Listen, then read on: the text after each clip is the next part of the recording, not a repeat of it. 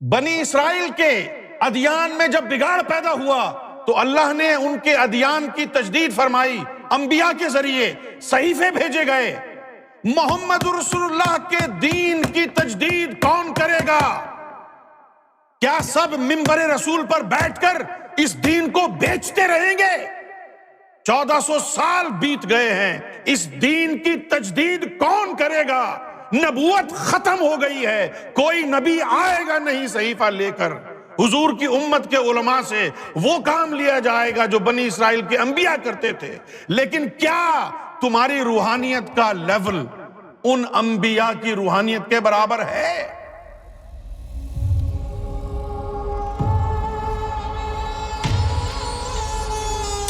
اب آ جائیے آج کل کے جو مولوی ہیں جو ایک دوسرے کے اوپر کفر کے فتوے لگاتے پھرتے ہیں، ان کا کیا ہے؟ ان کا حال یہ ہے کہ انہوں نے احادیث میں پڑھ لیا کہ نبی کریم صلی اللہ علیہ وآلہ وسلم کا فرمان ہے، میری امت کے علماء بنی اسرائیل کے انبیاء کی مانند ہوں گے۔ اچھا اب دیکھیے اب آپ کہ جو عالم اپنے آپ کو بنی اسرائیل کے نبیوں کی مانند سمجھے گا تو پھر اس کے آگے کسی اور کی کیا اہمیت رہ جائے گی؟ اپنے حساب سے، کیونکہ یہ تو اپنے آپ کو بنی اسرائیل کے نبیوں کی مانند سمجھ رہے ہیں، لہٰذا جب ان کا جی چاہے دین میں جو چیز چاہیں یہ ایجاد کر دیتے ہیں، پل میں تولا پل میں ماشا، جس کو چاہیں کافر کہہ دیں، جس کو چاہیں مردود کہہ دیں، جس کو چاہیں گستاخ رسول کہہ کر سولی پہ چڑھا دیں۔ لیکن کیا ان علماء کو پتہ بھی ہے کہ بنی اسرائیل کا نبی ہونے کی مانند جو مثال نبی پاک صلی اللہ علیہ وسلم نے دی تھی اس کا مطلب کیا ہے؟ تم اپنے آپ کو نبیوں کی مانند سمجھ تو رہے ہو، یہ تو بتا دو کہ بنی اسرائیل کے نبی کی مانند کیوں ہو؟ تم کو شرم نہیں آتی؟ تم اپنے نبی کی مانند کیوں نہیں ہوتے؟ حضور نے یہ کیوں نہیں فرمایا کہ میری امت کے جو علماء ہوں گے وہ میری مانند ہوں گے؟ یہ کیوں نہیں کہا؟ تمہارا تعلق بنی اسرائیل کے انبیاء سے کیوں جوڑا؟ بولیے، نہیں معلوم۔ جب کہا جاتا ہے کہ میری امت کے علماء بنی اسرائیل کے نبیوں کی مانند ہوں گے تو اس سے مراد یہ نہیں ہے کہ آپ کا مقام اور مرتبہ نبیوں جیسا ہو گیا ہے، بلکہ اس کا مطلب یہ ہے کہ بنی اسرائیل کے انبیاء سے جو کام اللہ لیتا تھا حضور کی ختم نبوت کے بعد حضور کی امت کے علماء سے وہ کام لے گا، یعنی تجدید دین کا کام۔ کیونکہ بنی اسرائیل کے دور میں ان کے مرسل کے بنائے ہوئے دین میں جب کوئی گڑبڑ ہو جاتی تو اللہ تعالیٰ نبی بھیجتا صحیفہ دے کر، اور وہ نبی اس صحیفے کی مدد سے اس دین میں جو بگاڑ پیدا ہو جاتا تھا اس کو درست کرتا تھا، دین کی تجدید ہو جاتی تھی۔ اب محمد رسول اللہ صلی اللہ علیہ وآلہ وسلم آخری نبی ہیں، اب حضور کے دین میں اگر بگاڑ پیدا ہوگا تو اب تجدید کون کرے گا؟ نبوت ختم ہو گئی ہے۔ تو اس مجبوری کے تحت کہ نبوت ختم ہو گئی ہے، تجدید کا کام اب نبی نہیں کر سکتے کیونکہ نبوت ختم ہو گئی ہے، تو وہ نبیوں کا کام اب علماء سے لیا جائے گا۔ اب وہ علماء کیسے ہونے چاہیے؟ وہ علماء ایسے ہونے چاہیے جیسے وہ نبی تھے، ان پر صحیفہ آتا تھا، جبرائیل آتا تھا، ان کے قلب پاک تھے، ان کے قلب صاف تھے، ان کا نفس صاف تھا، صحیفہ بطور وحی ان کے قلب کے اوپر نازل ہوتا تھا۔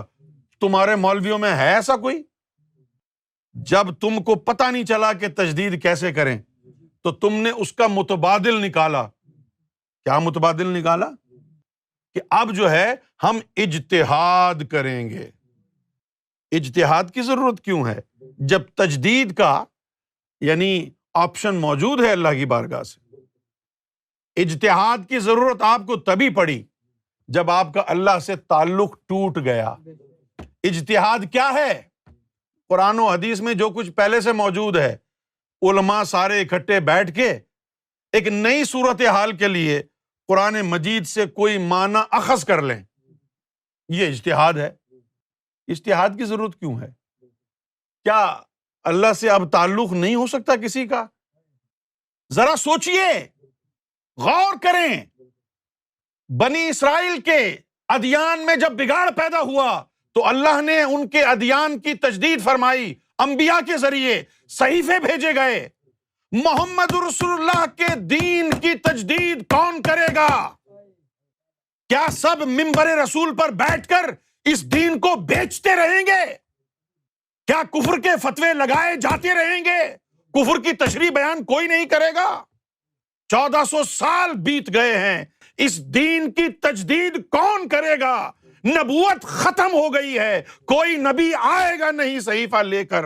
حضور کی امت کے علماء سے وہ کام لیا جائے گا جو بنی اسرائیل کے انبیاء کرتے تھے. لیکن کیا تمہاری روحانیت کا لیول ان انبیاء کی روحانیت کے برابر ہے؟ ان پر صحیفہ آتا تھا، ان پر وحی الہی آتی تھی، ان کا سینہ پاک تھا، ان کے قلب میں اللہ کا نور تھا، ان کا نفس پاک تھا. اور تمہارا نفس کہاں پاک ہے؟ تم تو مسجد میں لونڈے بازی کرتے ہو، منبر رسول پر بیٹھ کر ایک دوسرے فرقے کے عالموں کو گالیاں دیتے ہو. تم تو منبر رسول پر بیٹھ کر سیاست کرتے ہو، ایک دوسرے کو کافر اور منافق کہتے ہو، کفر کے فتوے لگاتے ہو، کبھی اہل بیت کی گستاخی کرتے ہو، کبھی صالحین کی گستاخی کرتے ہو، کبھی سیدنا گوہر شاہی کی بارگاہ میں گستاخی کرتے ہو. تم عالم ہو؟ تم عالم نہیں ہو، تم بھیڑیے سے بدتر مخلوق ہو.